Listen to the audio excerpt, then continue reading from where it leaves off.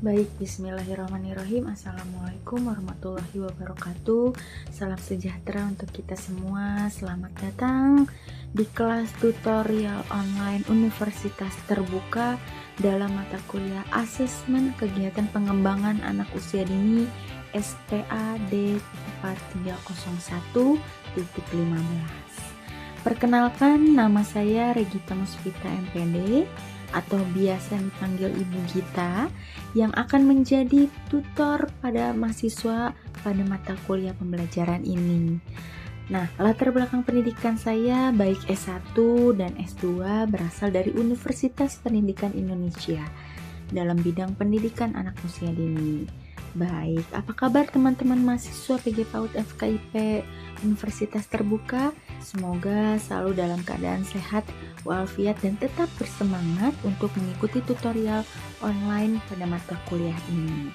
Nah, mata kuliah ini mengkaji pengetahuan teoritik dan praktis mengenai konsep evaluasi pembelajaran dan asesmen perkembangan anak usia dini. Nah, mahasiswa semuanya akan mempelajari berbagai materi atau berbagai teknik asesmen, cara menyusun instrumen yang valid dan reliable, kemudian serta produser evaluasi pembelajaran dan asesmen perkembangan anak usia dini secara sistematis. Nah, selain itu, mata kuliah ini juga menekankan pentingnya keterampilan dalam menyusun instrumen, indikator asesmen, kemudian melakukan pelaporan perkembangan anak, serta mengkomunikasikan hasil asesmen secara tepat kepada orang tua. Nah, proses pembelajaran dalam mata kuliah ini dilakukan melalui diskusi teman-teman, kemudian kerja kelompok dan presentasi, baik secara tatap muka dan online gitu ya. Kemudian mahasiswa akan diajak untuk tidak hanya memahami konsep asesmen secara holistik, tapi juga mampu mempraktikkannya secara langsung dalam konteks pembelajaran PAUD. Nah, dengan demikian, kegiatan belajar ini bersifat aplikatif dan mendorong mahasiswa untuk mengintegrasikan teori dengan praktik yang nyata. Nah, dalam 8 sesi tutorial ini, mahasiswa semuanya akan mempelajari konsep dasar evaluasi, asesmen, pengukuran, tes, dan pembelajaran di PAUD. Selanjutnya, mahasiswa akan memahami prinsip evaluasi pembelajaran dan asesmen perkembangan anak usia dini, serta mampu memberikan contoh dan penerapannya. Nah, pada sesi berikutnya, mahasiswa berlatih untuk menyusun instrumen asesmen sesuai dengan metode yang sudah dikembangkan atau digunakan. Kemudian mengemukakan contoh teknik asesmen apa aja sih sesuai dengan perkembangan anak usia dini. Nah, mahasiswa semuanya juga akan diajak nih untuk merumuskan indikator perkembangan anak usia dini, sekaligus pun untuk memahami cara menguji validitas dan reliabilitas instrumen asesmen. Untuk tahap selanjutnya, teman-teman akan merancang asesmen instrumen evaluasi perkembangan dalam pembelajaran di PAUD. Nah, di akhir sesi nanti teman-teman akan menyusun laporan perkembangan dan mempraktikkan cara bagaimana sih mengkomunikasikan hasil asesmen tersebut kepada orang tua secara tepat gitu ya. Kemudian capaian pembelajaran mata kuliah atau CPMK-nya gitu ya.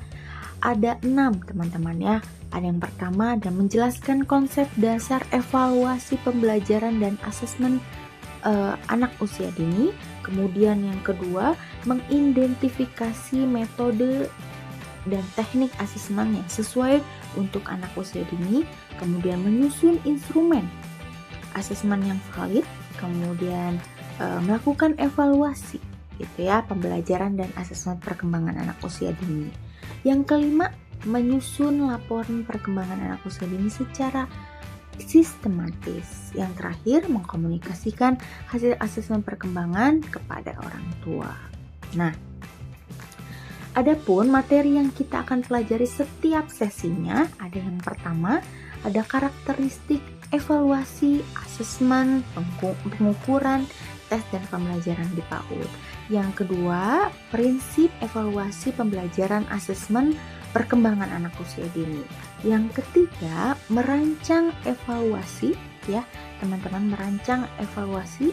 Kemudian yang keempat, asesmen otentik. Nah, bagaimana sih teknik asesmen perkembangan anak usia dini? Yang kelima, strategi asesmen. Nah, bagaimana teknik-teknik asesmen yang dalam pendidikan anak usia dini? Nanti kita akan belajar di sesi tersebut.